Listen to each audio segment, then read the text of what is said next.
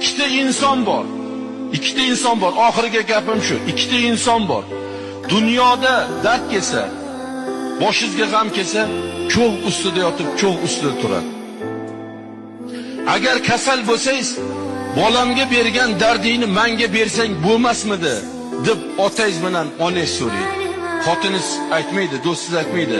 Erimga bergan dardni menga bergin, oshnamga, o'rtog'imga bergan dardni menga bergin deydi.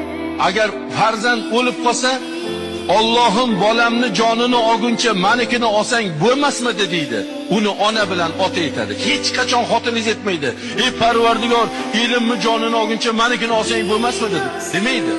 O'rtog'ingiz aytmaydi. Mana men deb turgan o'rtog'ingiz aytmaydi. O'rtog'imni jonini olguncha menikini olsang bo'lmaydi.